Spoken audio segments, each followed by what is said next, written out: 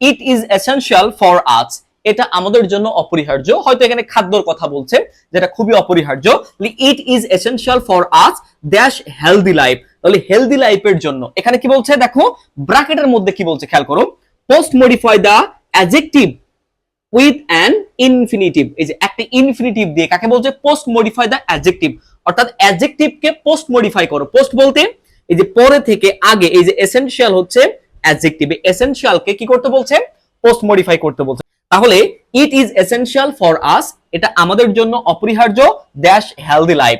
আমরা এখানে বলতে পারি দেখো শুধু ইনফিনিটিভ বলেছে, তাহলে টু লিড, পরিচালনা করতে, to lead our healthy life, অথবা কি বলতে পারি টু এনশিওর, নিশ্চিত করতে।